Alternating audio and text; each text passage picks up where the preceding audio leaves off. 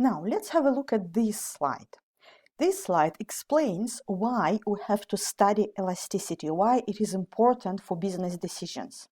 The thing is, elasticity of demand, price elasticity, determines how exactly consumers respond to change in prices.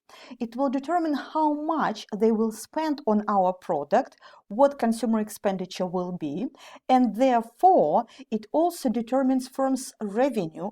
Strictly speaking, consumers' reaction will determine whether our revenue will go up or down when we change prices. So basically, we need to know the value of elasticity of demand we are facing in order to make correct pricing decisions. Let's have a look at these two graphs. These two graphs show us two different markets with two different demand elasticities. In the first market, we are facing relatively elastic demand. Demand is elastic here, and demand curve is relatively flat. While in the second market, we are facing relatively inelastic demand with a steep demand curve. Let's imagine that we are a company which trades in various international markets. This is, for example, a British market. We sell products in the UK, and this is European market. We have different consumers in different markets, and we need to determine how to price our products accordingly in order to maximize our revenue. Let's imagine that we are initially located at point A in both markets. In other words, our initial price is P0. In both markets, we charge the same amount, and let's imagine that initially we sell certain quantities of output, Q0. Q0, this is our starting point, and then we decide to drop the price in both markets by the same amount in order to encourage higher consumption levels. This will lead to a movement downwards along our demand curves from point A and point B, and this will lead to an increase in quantities purchased, again, in both markets from Q0 to Q1, from Q0 to Q1. However, the effect on our revenue will be different. Let me explain this in slightly more details. Have a look. This is the same graph, but without any additional information. I've only drawn here our starting point, point A.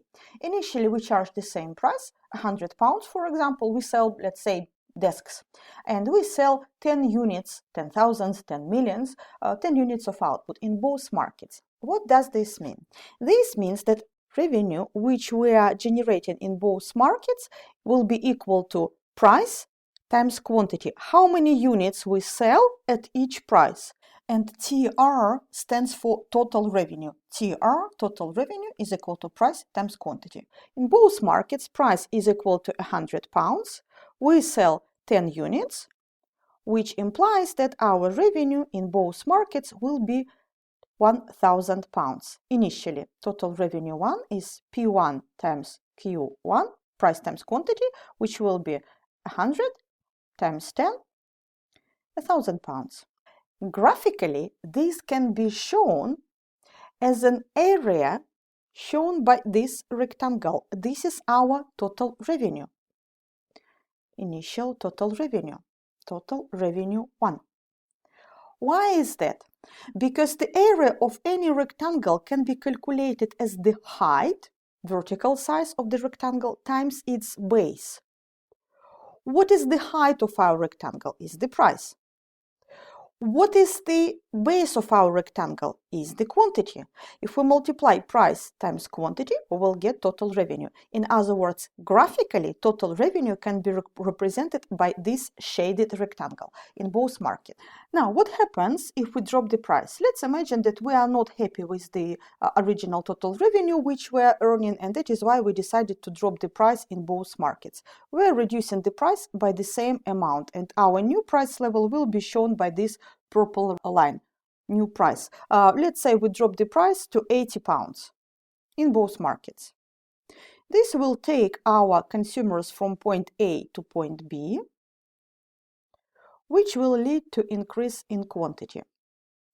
New quantity will be higher. However, obviously the change in this quantity will be different in both markets because of different sensitivity or responsiveness of demand to this price drops. Elasticity just measures how sensitive or responsive demand will be in these scenarios, in these situations. And we can see that in European market, change in quantity will be very small compared to British market, where consumers are much more responsive. Let's imagine that in the UK, our quantity will increase to, let's say, 20 units, while in European market, it will only go up to 11 units. This will affect our total revenue. Our new total revenue will now be calculated as new price times new quantity in both markets. Price 2 times quantity 2. New price is £80. New quantity is 20 units, which will be equal to £1,600. In the European market, in Europe, our price is also £80, but new quantity is only 11, which makes our new total revenue equal to 880. What does this mean? We can see that in the UK, our total revenue has increased. In the European market, our total revenue has dropped. It used to be 1,000, now it's lower. It used to be 1,000 in the UK, now it's higher. In other words, our new total revenue will be different due to different effect on quantity. This can also be shown graphically. Total revenue can be represented as an area of rectangle under a particular point on the demand curve. Our new total revenue now will be shaded by this, will be shown by this purple rectangle. It's this particular rectangle we are dealing with at the moment. So it's a new price, 80, times new quantity, which is 20, which means that our new total revenue is now shown by this rectangle. And we can easily see that our purple rectangle is considerably higher compared to the original blue rectangle or navy rectangle which we used to have. This area is lost. We are losing some revenue due to lower prices per unit. However, we are gaining considerably more due to much more consumers which are buying our products right now. While in European market, the situation is different. Yes, our revenue is still shown by this new rectangle under the point on the demand curve B. So that's our new rectangle. And we can see that it is smaller compared to the original rectangle which we used to have. Originally, our revenue used to be shown by this area, by the blue rectangle, and it was larger. We can see this graphically. We've lost so much and we've gained only so little. So this is an additional increase due to an extra customer which we are gaining due to lower prices. We've got some additional revenue, but we've lost so much due to this decline in price per unit that our result will be negative. We can also see this effect by looking at the formula itself. It's price times quantity. Total revenue is equal to price times quantity. As we are analyzing effect of elasticity, let's introduce our formula for elasticity. Remember, our demand is flat, which means that our demand is elastic. Demand is elastic here. And if you recall the formula, demand will be elastic when our numerator in the formula is considerably larger compared to denominator, change in price. In this case, in European market, our demand is inelastic. Demand is inelastic, which implies that the value of elasticity is less than unity, which means that we will have a relatively smaller numerator and relatively larger denominator. Change in quantity will be relatively small compared to change in price. So we have a large numerator, small denominator, and the other way around here in these two scenarios. How can we combine these two red ideas? Have a look. Change in price is small and change in quantity is large. When price is declining here, we are reducing our price. Change in price will be relatively small compared to change in quantity.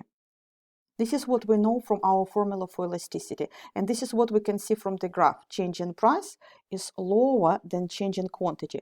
Price drops by a little bit, while quantity goes up by considerably more. And as a result, when we have one small decline and one large increase, our total revenue will go up. While here in the European market, our demand is inelastic, our change in quantity will be relatively small compared to change in price in percentage terms, right? This is what we know from our formula. This is less than unity, this is greater than unity, which means that our increase in quantity will be insufficient to compensate for a relatively large drop in price. Price drops by a lot, while quantity increases by only so little, so small amount. And as a result, the total effect on total revenue will be negative. Therefore, what we can conclude from this graph, we've drawn here quite a lot, but I hope that you were able to follow each and every step. If not, you can stop the video and come back to previous steps so that you can understand what is written here. What it means? It means that when demand is elastic, drop in price will lead to increase in total revenue. Price drops in both cases. When demand is elastic, total revenue goes up. While when demand is inelastic, total revenue drops. And this is exactly what was stated in the original presentation. So if we come back to our presentation, this is exactly what this graph shows. It shows us that as we reduce the prices, as we move from point A to point B, quantity changes by different amount, which leads to change in the total revenue shown by these rectangles. In the situation when demand is elastic, the new rectangle, the new total revenue is larger. Total revenue goes up when demand is elastic and price drops. While when demand is inelastic, our new rectangle, shown by this purple area, is smaller compared to the original blue rectangle. In other words, total revenue drops due to a relatively larger drop in price, which cannot be compensated by increase in quantity of production. That is why it is important to understand the value of elasticity for your product, because it helps you to make correct business decisions. It helps you to establish your pricing policy for your particular product. When you know how your demand curve looks like, whether you are facing relatively flat or relatively steep demand curve, you will know how to maximize your revenue. You will know what exactly you need to do. If your demand is elastic, you will benefit from lower prices. When your demand is inelastic, it will be better for you to increase the prices instead, because an additional profit per unit, which you will be able to get, will more than compensate some small loss of customers. Your customers are not responsive to changes in price. You will not lose that many. So please make sure that if you work in a company or when you set up your own business, you make your pricing decisions accordingly based on your research on elasticity of demand.